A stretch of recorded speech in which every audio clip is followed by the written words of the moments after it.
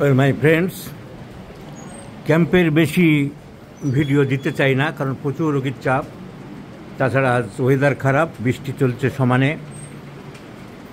তবে একটা ভিডিও এখন না দিয়ে রাখলে, ডকুমেন্টটা না থাকলে ইমপ্রুভ হলে আমরা বলতে পারবো না কতটা কীভাবে ইমপ্রুভ হলো, আগের ডকুমেন্টটা কী হবে কিনা জানি না, আমরা চেষ্টা করছি। কিন্তু এখনকার ভিডিওটা এই জন্য রাখার দরকার।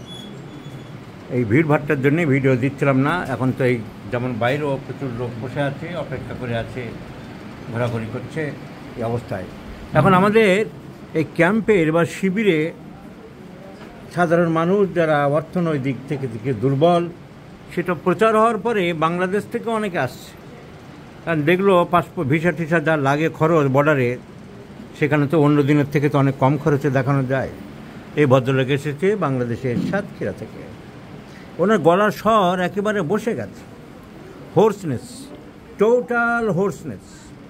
এই টোটাল হোর্সনেস আমরা রেপার্টরিতে পাবো ল্যারিংসে ভয়েস লস্ট, মানে একেবারে নেই hoarseness, voice lost. Voice hoarse টোর্স নেই, অল্প স্বল্প হচ্ছে তা নয়, একেবারে লস্ট হয়ে গেছে, lost. Larynx voice lost, lost হয়েছে। তা বুঝবো কী করে? এই কথা বললেই বোঝা যাবে। নাম বলুন, বাড়ি কোথায়? সাতক্ষীরায়। দেশের নাম কি? দেশ? আরে দেশ মূর্খ, বাংলাদেশ। তুই বাংলাদেশ বলতে পারছ না। সো ভয়েস একেবারে লস্ট হয়ে গেছে। আমি দেখালাম যে এখন ওষুধ কী দেবো। ভয়েস লস্ট তো অনেক ওষুধই আছে, কিন্তু এটা ভয়েস লস্ট এরকম হলে আমাদের সিএ কার্সিনোমা বা ম্যালিগন্যান্সির কোনো অর্গানের ইঙ্গিত করে। তা আমি প্রথমেই ভেবেছিলাম যে ল্যারিংস বা লাংস কোনো একটা জায়গার নিঃসন্দেহে ম্যালিগন্যান্সি হয়েছে, কিন্তু পরীক্ষায় যা কাগজপত্র দেখলাম কোথাও ম্যালিগন্যান্সি কিছু পাওয়া যায়নি। যদিও বায়োপসি না করলে তো কনফার্ম হওয়া যায় না। ওরা বায়োপসি করতে চাইছে, লাংসে কিছু পাইনি, ল্যারিংসে কিছু পাইনি, ভোকাল কর্ডটা বায়োপসি করতে চাইছে। তো বায়োপসি এখনও করেনি, না করেই ভালো। তো ভোকাল কর্ড পলিপ বলে আপাতত ডায়াগনোসিস, যে ভোকাল কর্ডে কোনো কাজ করতে দিচ্ছে না। তখন ভয়েস লস্টের অনেক ওষুধ আছে। Phosphorus is one of the important medicine.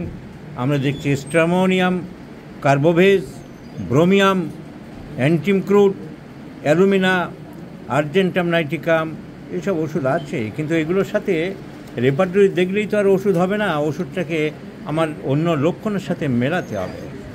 তো আস্তে আস্তে হোর্সনেস আরম্ভ হয়েছিল, এখন ভয়েস টোটালি লস্ট। পেশেন্টের শীত বেশি, তোমার বরাবর গরমের থেকে শীতটা বেশি ছিল, এটা ঠিক বলছো তুমি। তো our patient was chilly, probably the vocal cord is disturbed by formation of nodule. দয়ামায়া খুব একটা ছিল না, ওনার ছেলে বৌমা তারা বলছেন না, অত বেশি সিম্প্যাথেটিক ছিল না। কস্টিকামের প্রশ্নটা খুব একটা আসছে না, শুধু ওই কারণে নয়, মানে গলায় কোনো ব্যথা নেই। কস্টিকামে তো একটা রনেস এবং সোরনেস, একটা ব্যথা থাকে, কিন্তু পেনলেস। তাহলে পেনলেসের মধ্যে আমরা যদি রেপার্টরি রুব্রিক দেখি, পেনলেস হোর্সনেস, অ্যান্টিমক্রুট, ক্যালকিরেকা, কার্বোভেজ, এসব ওষুধ আছে। কস্টিকাম আছে পেনলেস, কস্টিকামও কাজ করে বলছে, কিন্তু সকালের দিকে বাড়তো। প্রথম দিকে কখন বাড়তো, এখন তো অল টাইম হয়ে গেছে। জিজ্ঞাসা করে জানা গেল আগে সকালের দিকে বাড়তো। আর কৃষক মাটিতে স্যাঁতস্যাঁতে মাটি, ভিজে মাটি, এসব মাটি টাটি নিয়ে কাজ করবার ছিল। তো ক্যালকিরেকা, ড্যাম মাটি, যারা কোমর, যারা মাটির কলসি হাঁড়ি বানায় বা মাটি নিয়ে কাজ করে, দুধের ফ্যাক্টরিতে, দুধের ডিপোতে কাজ করে, তাদের কোনো প্রবলেম হলে ক্যালকিরেকা ইজ দ্য রেমেডি। তার সাথে সকালের দিকে বাড়তো, তার সাথে শীত বেশি, চিলি পেশেন্ট, তার সাথে মাছ, মাংস, ডিম তিনটেই ভালোবাসে। সো দেখা যাক কোনো ইমপ্রুভ হয় কি না। আমরা we do like to prescribe calcarea in 50 millesimal scale of potencies. একটু চিন্তা ভাবনা করে সব সিমটম মিলিয়ে আমাদের ওষুধ দিতে হবে। আমরা আন্দাজে ওষুধ দিতে পারি না, আমরা মশলা মুড়ি বাবুদের মতন মশলা চটকাতে পারি না। সুতরাং যেটুকু পাই তার মধ্যে কিছু একটা বের করতে হবে।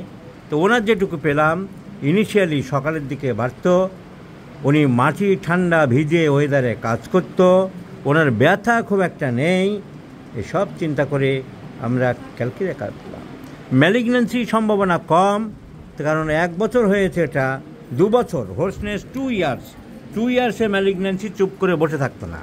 এগুলো আমি বলি না যে শুধু practice of medicine, surgery, gynae এসব না হলে জানলে তোমার রোগ ধরতে সুবিধা হবে, কিন্তু তার সঙ্গে দরকার common sense, presence of mind. আমি আমার প্রেজেন্স অফ মাইন্ড অ্যাপ্লাই করে দেখলাম ম্যালিগন্যান্সি 2 বছর এই লোকটা এরকম থাকতো না। এতদিন বেড়ে যেত, ইস্পাত কি তেজপাত হয়ে যেত, চেহারা খারাপ হতো, কিন্তু ম্যালিগন্যান্সি নেই, এটা আমরা সহজেই বুঝতে পারছি। এখন দেখা যাক ক্যালকিরা কার্ভ কতটা রিলিফ দিতে পারে। এর সাথে যেটা অক্সিলিয়ারি মেজার্স, সাহায্যকারী চিকিৎসা, অনেক ডাক্তারেরা বোঝে না, বলে না, জানে না, অনেকে বলতে হবে। কথা একদম বন্ধ, জোর করে যেটুকু বলার চেষ্টা করছেন। এখন আমি আপনাকে পরীক্ষা করলাম, যেটুকু না বললে নয়, আপনি বললেন, আমি দেখার জন্য করলাম, কিন্তু কথা একদম বলা যাবে না। বুঝতে পেরেছ বাড়ির লোকেরা? কথা জোর করে বলার চেষ্টা করবে না, খালি হাত দিয়ে এরকম করে কথা বলবে, হ্যাঁ না।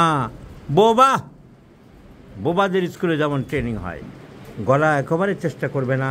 আমরা দেখছি কতটা ইমপ্রুভ করতে পারি, এই জন্য ভিডিওটা রাখলাম। পরবর্তীকালে যদি লাকিলি ইমপ্রুভ হবে কিনা আমরা বলতে পারছি না, তাহলে আমরা এই ডকুমেন্টটা না রাখলে এস্টাবলিশ করতে পারবো না, সেই জন্য এই ভিডিওটা আমরা রাখলাম। দেখা যাক ক্যালকিরা কার্ভ আমাদের কোনো ওয়ান্ডারফুল রেজাল্ট দেখাতে পারে কি না।